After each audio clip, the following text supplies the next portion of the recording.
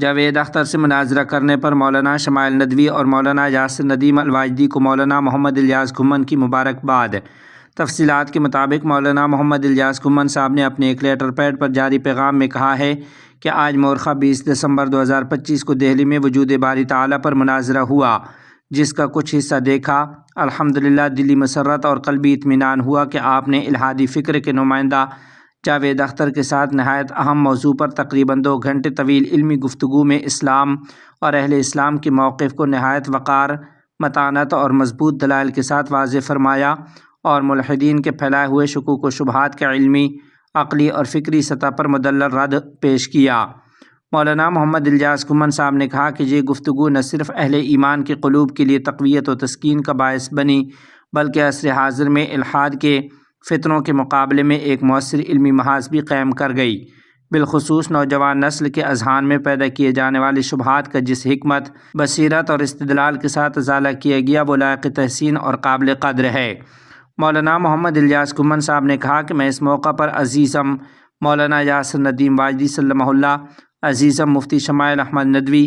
اور ان کی پوری ٹیم کو مبارکباد پیش کرتا ہوں اور اللہ تعالیٰ کے حضور دعا گو ہوں کہ وہ آپ حضرات کی اس مساعی جمیلہ کو شرف قبولیت عطا فرمائے۔ مولانا الیاس گھمن صاحب نے کہا اللہ تعالیٰ سے دعا ہے کہ وہ آئندہ بھی مفتی شمائل احمد ندوی،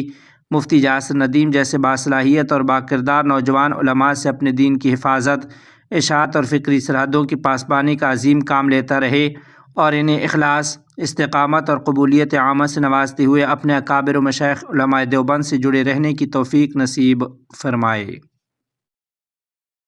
جمعیت علماء اسلام کے سربراہ مولانا فضل الرحمن کراچی پہنچ گئے۔ تفصیلات کے مطابق جمعیت علماء اسلام کے سربراہ مولانا فضل الرحمن کراچی پہنچ گئے، جہاں کراچی ایئرپورٹ پر مولانا راشد محمود سومرو اور دیگر مرکزی و صوبائی قائدین نے ان کا پرتپاک استقبال کیا۔ یہ بات جمعیت علماء اسلام کے ترجمان اسلم غوری نے میڈیا سے گفتگو میں بتائی۔ ترجمان کے مطابق مولانا فضل الرحمن اپنے دورہ کراچی و سندھ کے دوران مختلف بڑے عوامی و دینی اجتماعات سے خطاب کریں گے۔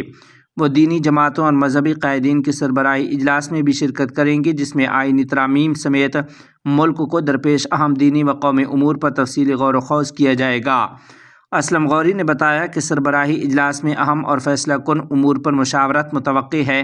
جن کے اثرات ملکی سیاست اور دینی حلقوں میں نمایاں ہوں گے۔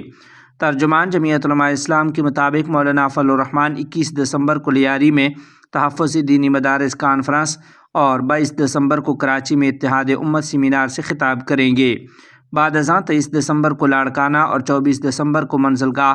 سکھر میں منعقدہ تحفظ مدارس دینیہ کانفرنس میں بھی خطاب کریں گے۔